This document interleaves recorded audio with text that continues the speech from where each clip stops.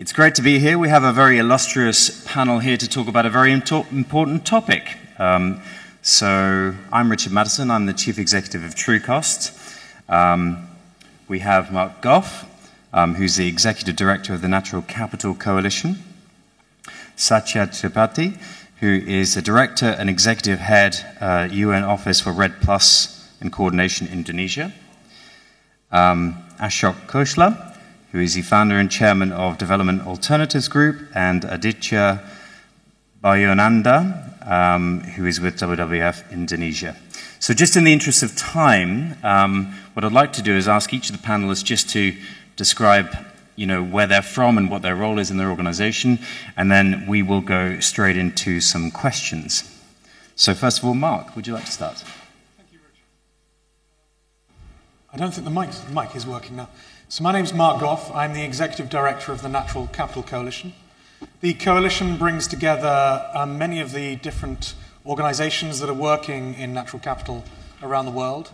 And we are working particularly at the moment on developing a protocol, the first global protocol for business on how to measure and value natural capital.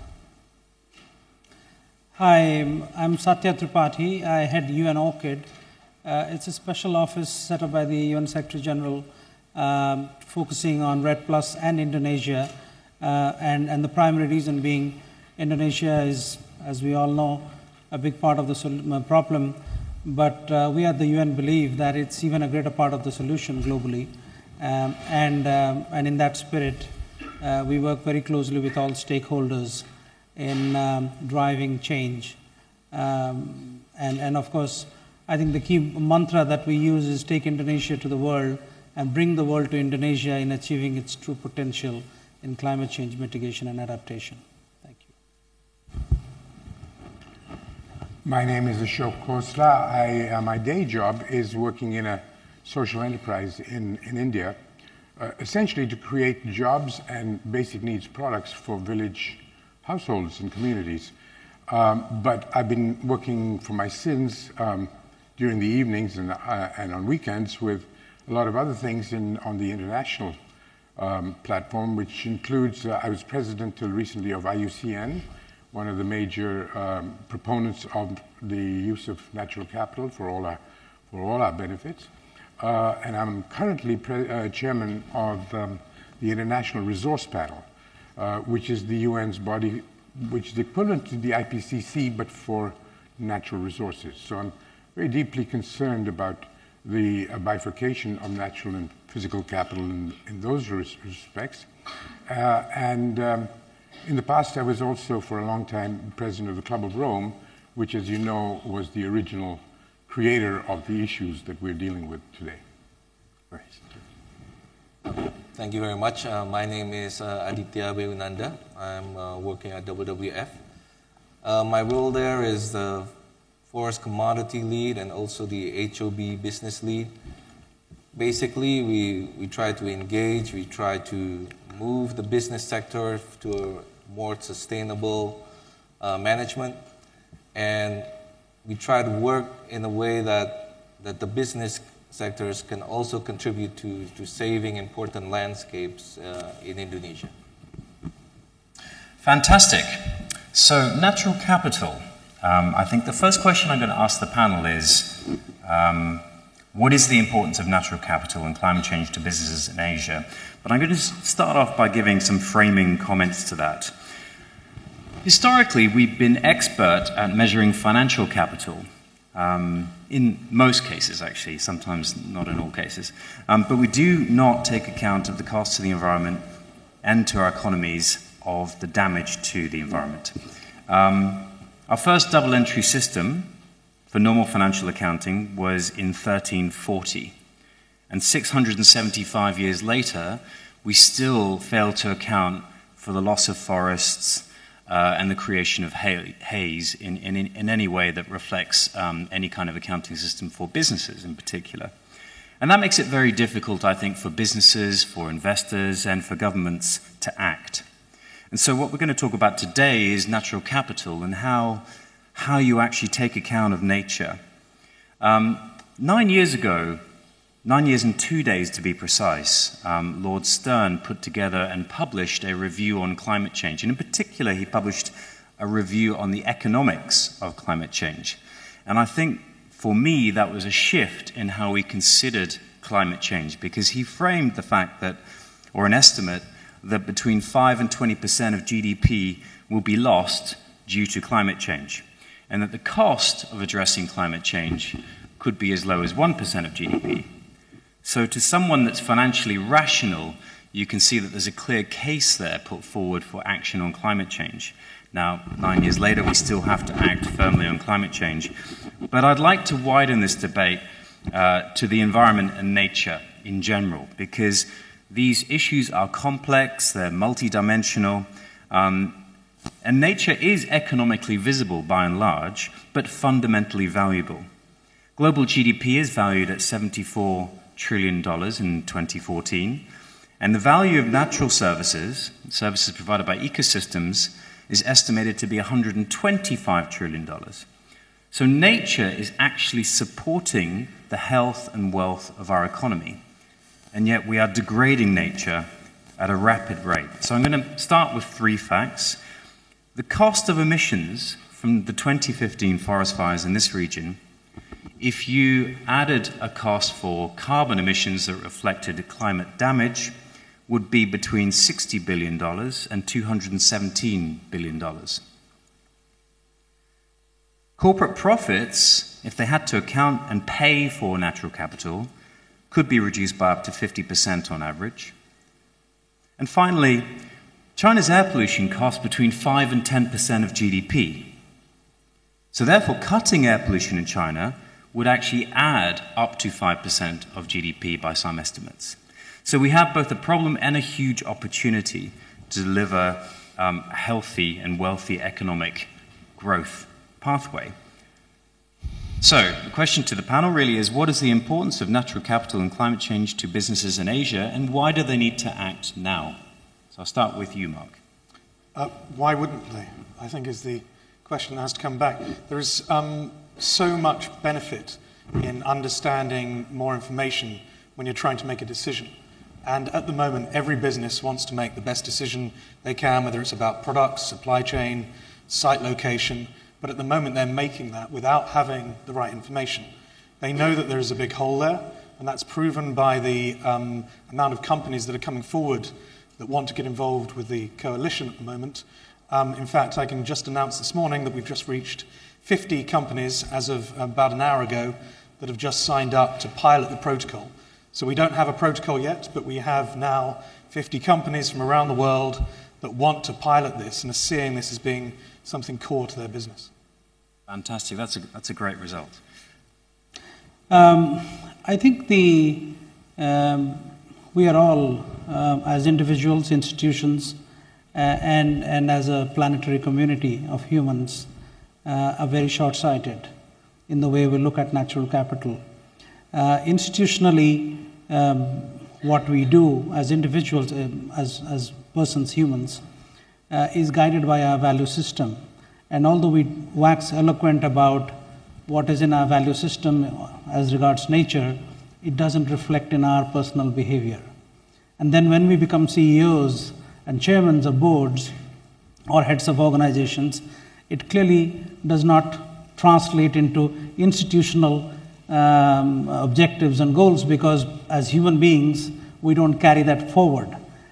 Just to give an example, 146 countries from the synthesis report of the INDCs that UNFCCC came out 3 days ago, 146 countries come together and have committed to certain GHG emissions reduction goals.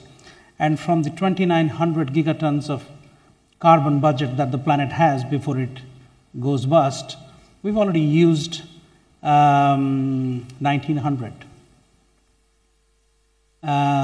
We've used 1,300. And between 2011 and 2030, we'll use up another 1,000. So we'll hardly be left with anything as of 2030 to do anything further. And so that's the big issue, is that we have to see it as natural capital. The carbon is the natural capital. It's the manifestation. It's the proxy indicator of natural capital we have and we use. And can we really afford going into Paris to see that as the benchmark document that will save us? It's definitely a great start, as everybody has pointed out, and I would share in their optimism, but it is clearly not enough. We need to do much, much, much more. Thank you.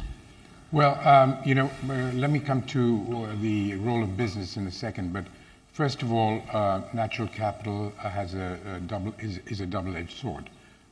It provides a terrific opportunity for mitigating and adaptation to climate change, and at the same time, its destruction is the cause of a large part of the climate change. So both as, in a sense, a cause and a potential solution, natural capital plays a very, very big role. And if you look at natural capital in conjunction with the other threats to humanity and to the life support systems, like biodiversity, loss of species, we're really talking about some incredibly large-scale impacts.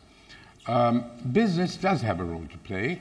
I don't think it's the largest player. I think the consumer ultimately would be the determining factor.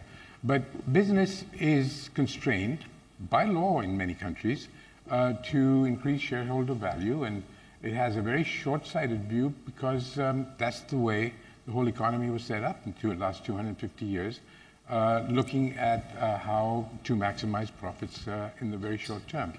Unless we change that, it's going to be pretty difficult. So number one, to get business to turn around and to look at the longer view, I think some pretty fundamental changes will have to take place in the respective corporate laws and behavior patterns as a consequence of that.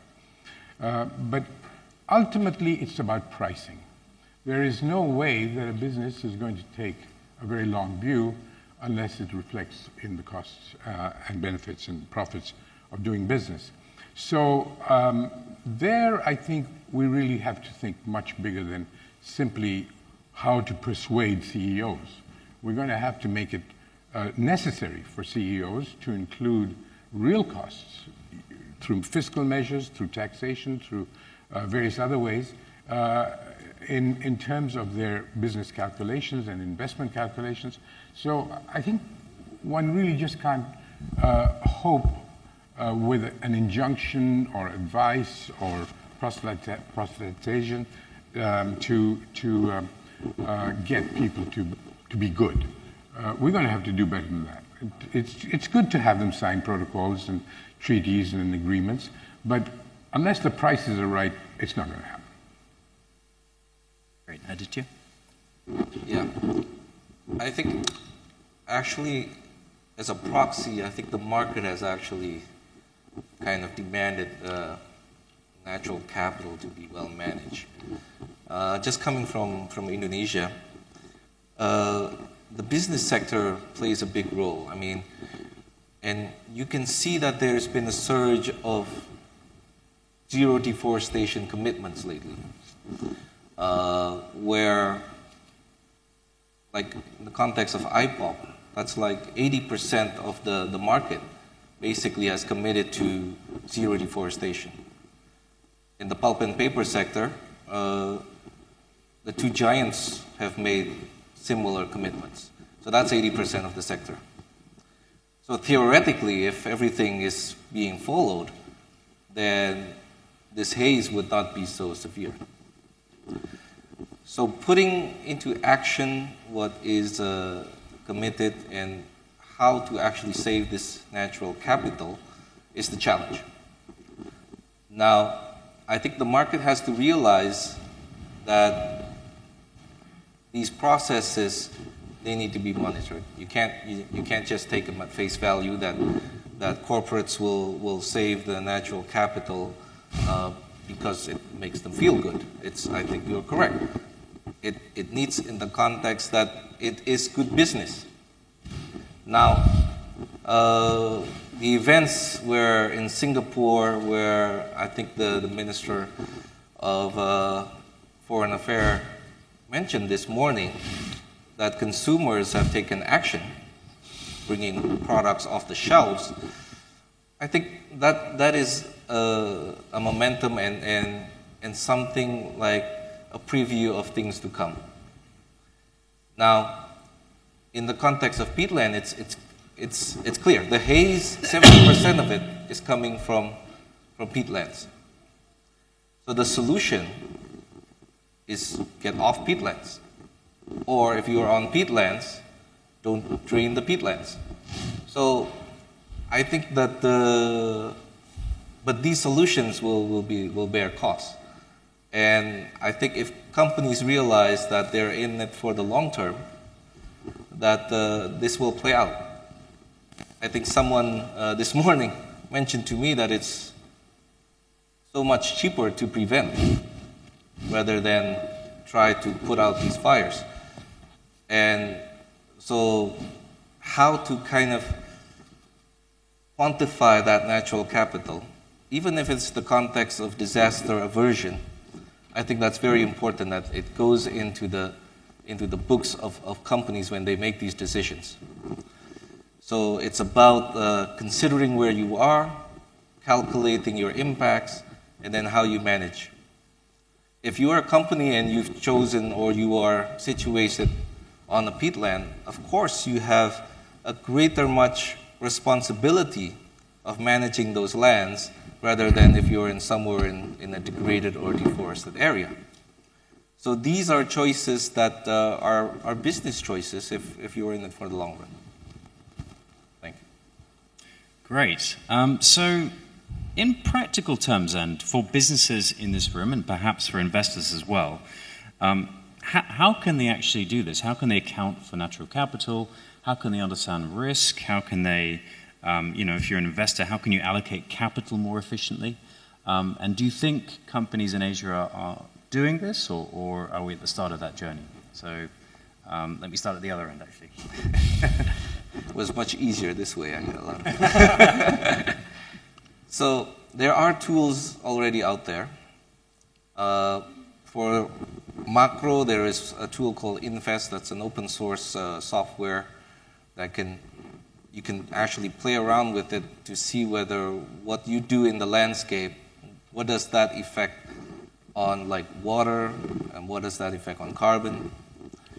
On the practical tool in the context of concession level, there are already like HCV, HCS, and certification.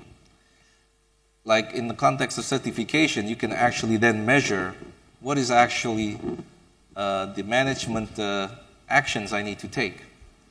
So that is kind of quantifying as well what is the cost I actually need to do to be able to manage, for instance, a concession or for the long term. So these are things that are already out there. I'm hearing that there are tools coming out as well for business to do that. But the bottom line is you must also always put in your business decisions that when you're in a place where it is around habitats or around difficult areas to manage like peatland, that these considerations must be put up front. And I think the Indonesian case also kind of highlights that it's not enough that the company is doing well. It's actually the people around and also smallholders that are related to your company must also do well. So there is that shared responsibility that kind of comes together as part of prevention in the case of fires. So these are things that are already out there that can be used to kind of measure these things on the ground. I think that's an excellent coverage of some of the micro-level models and methodologies, tools that businesses can use. But they've got to fit into the larger context, and the larger context has been developing quite a lot of very reasonably rigorous tools to understand the human impact on nature. One, of course, is the famous ecological footprint, which is reflected in the Living Planet Index of WWF, and is an extremely important tool to focus the minds of environment ministers and foreign ministers and people who really have to make the decisions that impact businesses.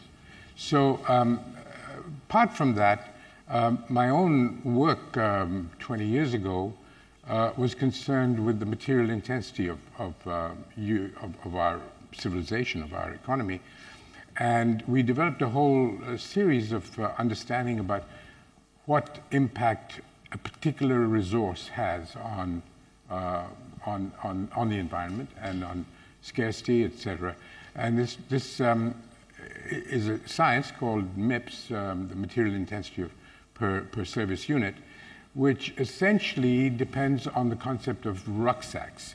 When you dig something out of the ground and you convert it into something usable, you actually move a great deal of matter. In fact, today, why we call it the Anthropocene, the age we live in, we're moving more materials around the planet than nature does in the Earth's crust. So we've actually now got to a stage where we're playing havoc with Mother Nature in ways that are going to become very visible very, very soon, if not already. Now, this rucksack essentially says that if you wear a gold ring, let's say weighing 10 grams, the amount of material that was used and moved in order to get it onto your finger was 10 tons.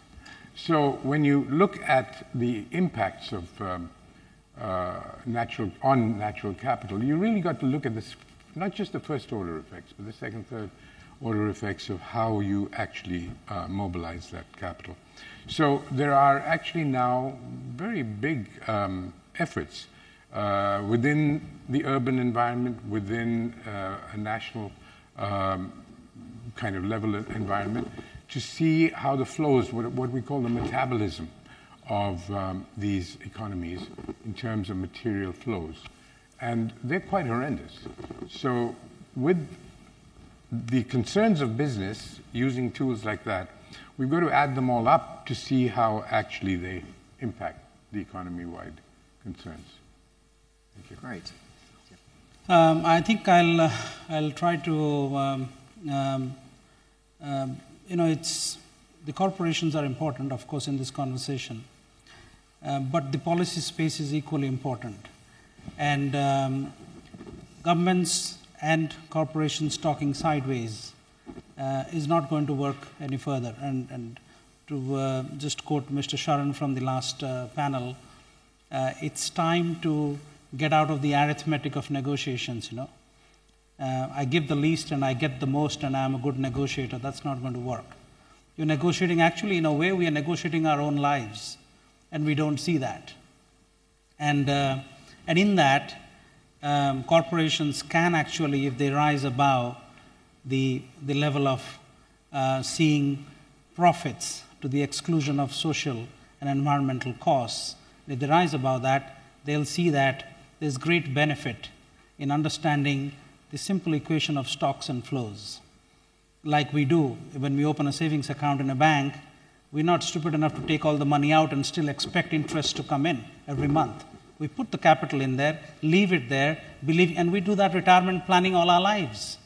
But when it comes to nature, natural resources, it just vanishes from our thought processes, and we think that we can abuse nature and keep taking and taking and taking, and everything will be fine.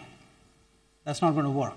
So I think the governments and corporations have to work together, and especially in Indonesia, we're trying to put together now something called a tropical landscapes bond of $1 billion,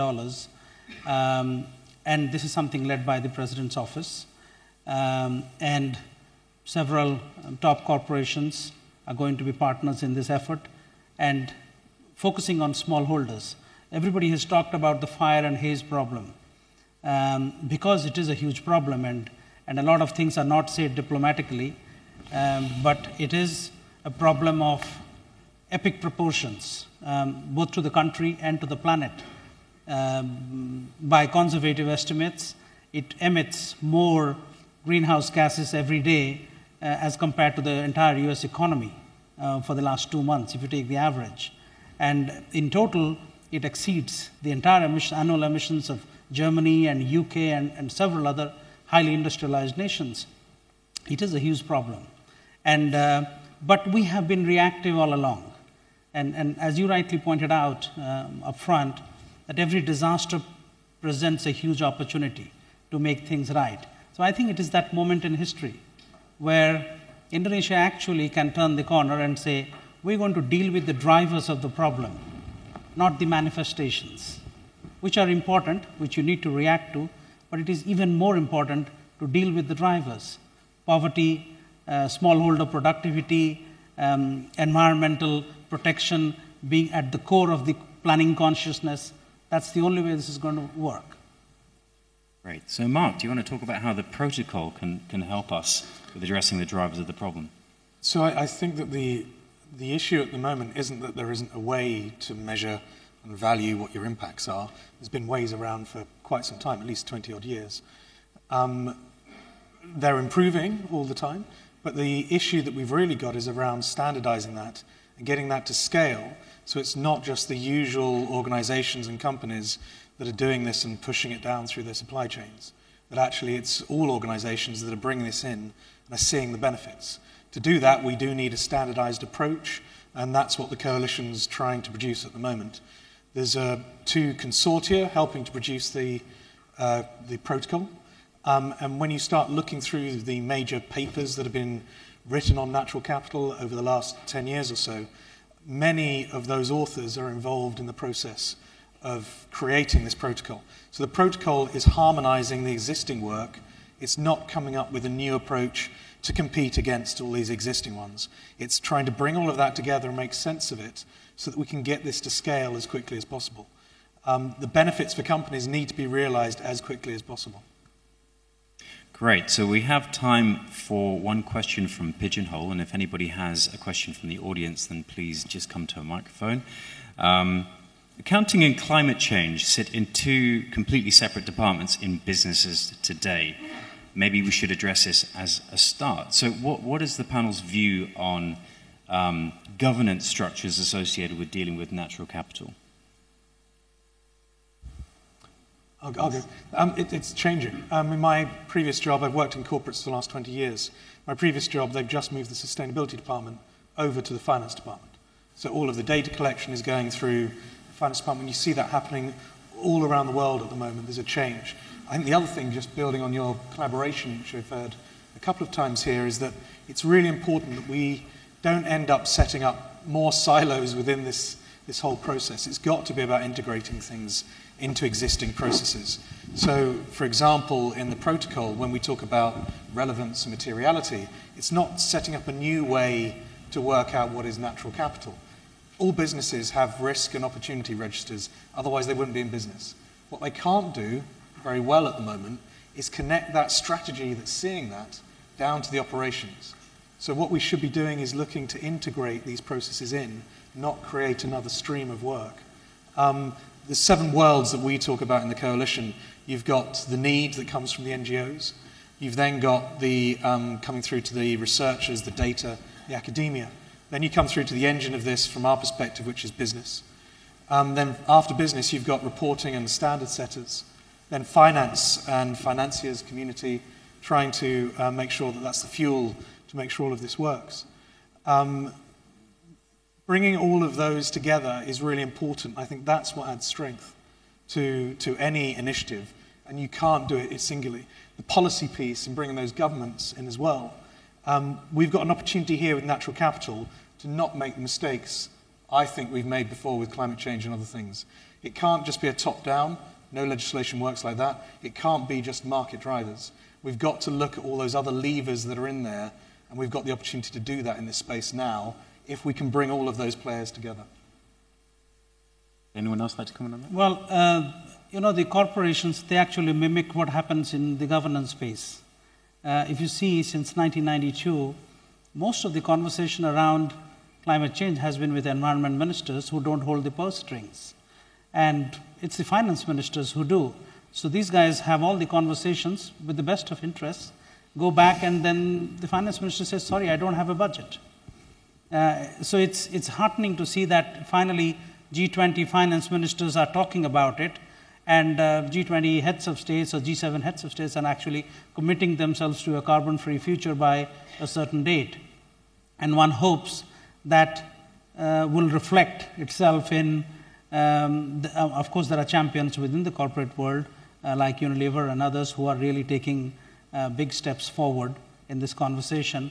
But you need 1,000 Unilevers for this to work, not one Unilever. Thank you. Great. Sure. Yeah. From experience, the companies that are moving along are actually the ones where the top management or even the owners are invested in making these changes. And so, because you have sometimes what happens is you have your top layer making these commitments, but actually when you go down to the operation level, it's still not happening. It's still business as usual. So an institutional change is needed actually to follow up on these commitments, which goes as far as what are changing the key performance indicators of people that are doing the work. Because if they're still just judged on the volumes of timber they extract or something like that, then all these things are noise to the person on the ground. So making that change needs also a change internally to institutionalize what you want to do in the context of like key performance indicators of the people that you want them to work on this. Otherwise, I've seen companies making big commitments but not delivering. Great. So we have to wrap up there, but in one sentence, challenge the panel to come up in one sentence. What would you like to see happen over the next 3 years? So we sit on this panel in 3 years' time. What would you like to see happen in terms of action from companies, from perhaps investors in the finance community, or from governments? Mark, I'll start with you again. We want 10,000 companies using the protocol in 3 years' time. Great. We want companies to show that they really care, not just in words, but in deeds. Well, as I said, companies are going to do that only if governments get their act together and the people get their act together. Civil society is extremely important in this issue, and I think they probably have the major role as conscience keepers of society to force the pace with governments, with corporations. With the one proviso that, today we're making free trade agreements and we're making all kinds of other types of arrangements to do with governance at the global and national level, which are actually working against the possibility of getting corporations to do it right. So we really got to recognize that corporates have a lot of power. They have a very short-sighted view at the moment. And unless we are able to balance that power by bringing in other actors who are very strong. And now, luckily, I think this is beginning to happen with a pretty strong input for the global goals and the global agenda 2030 from civil society. You can see that there are changes taking place. Great, Aditya. Somebody took mine already, so. But I think basically it's implementing those commitments.